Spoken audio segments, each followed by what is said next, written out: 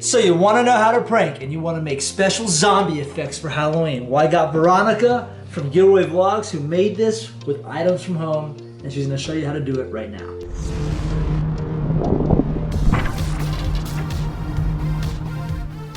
So Veronica is going to show us how to make cool zombie special effects from stuff that you have at home. Yep. So what are you going to do with my arm? This is gonna be just like some claw marks, oh, cool. Like a wound.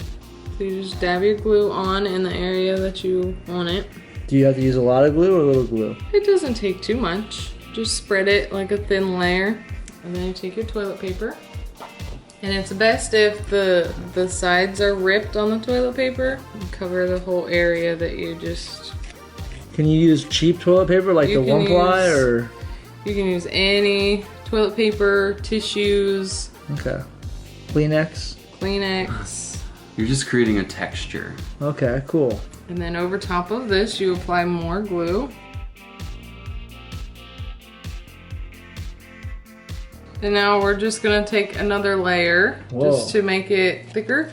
How many layers do you put on? You can put as many as you want. So you can use as many layers as you want, but for this one, you're just gonna do 2 layers. And then if you want like a deeper wound or something more wicked, you could make it thicker, right? Yes. And then over top of this, you apply more glue. And now that it's all covered in glue, you have to let that dry. We can speed the drying process using a hairdryer or a fan.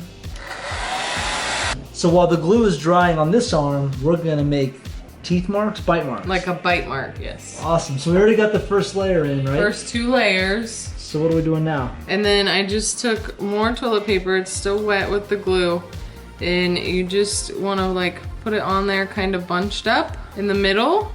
So that way, once you get more layers on, you can drag teeth marks and it looks like all the flesh is built up in the middle. Ugh.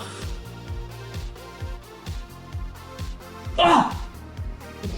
Gotcha. Not funny.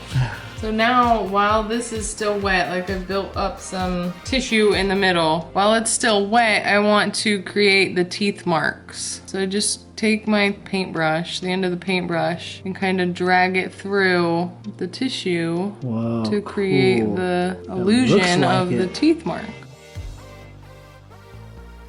This is dry. Now we're gonna cover it in like a concealer, just to get rid of the white and the glue marks, so it blends in with your skin.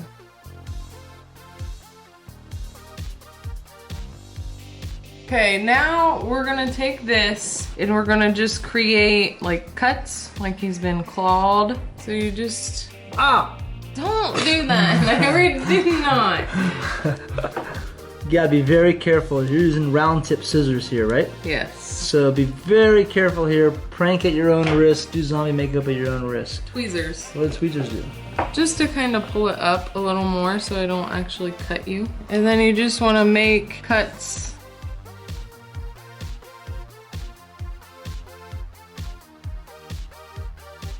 So what are you doing here? I'm just taking the concealer, what's left on the sponge, inside of the cuts that I made, just so it's not white. So here I have just red acrylic paint that you can get from any craft store. Actually, you want to kind of go over the whole area with a little bit of red to kind of make it look kind of irritated. And you want to take your red and you want to paint the skin underneath the cuts. And then you want to take a smaller paintbrush with just black acrylic paint on it and go around the inside edges of the wound, just very lightly. And then usually just straight down the middle to give it the deeper gash. And then we're gonna go back in with a mixture of the red and black. More of like a blood look, not too much. Too much paint is overkill. In this, you wanna just get in the cuts and up on the sides. Then I just go back over top of that with a little bit of just more red, just so it looks nice and bloody.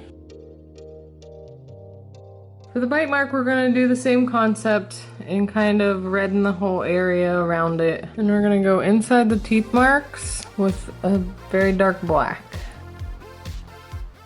And then around this, I'm just gonna take a mixture of the red and black.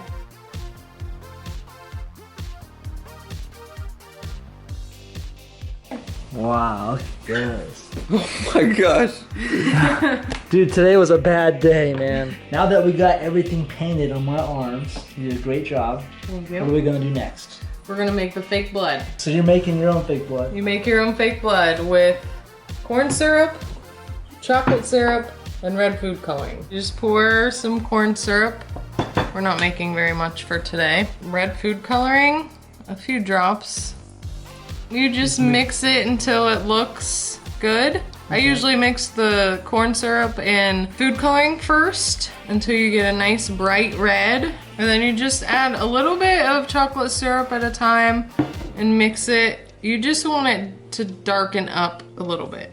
So you just take your paintbrush that you mixed it up with and you're gonna slather it right in those Whoa, cuts. that's awesome. Just made this even better.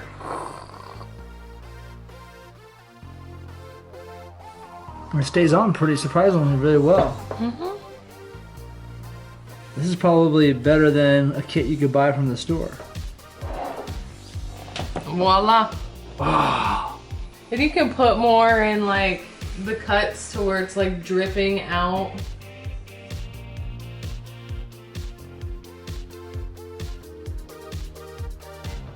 Oh! Oh! Oh! Ah! What happened to me? Oh, don't look at me! Don't look at me! Dude, this is awesome. Look how the blood's dripping right there. Oh yeah, that's Whoa. perfect. This is how you make zombie special effects just in time for Halloween with items you have at home. Subscribe to Veronica at Gilroy Vlogs, and if you want this kit, I'm gonna give it away to a random comment. Just leave a comment, and this kit I'll mail directly to you. Live inspired, shock the world, and we'll see you next time.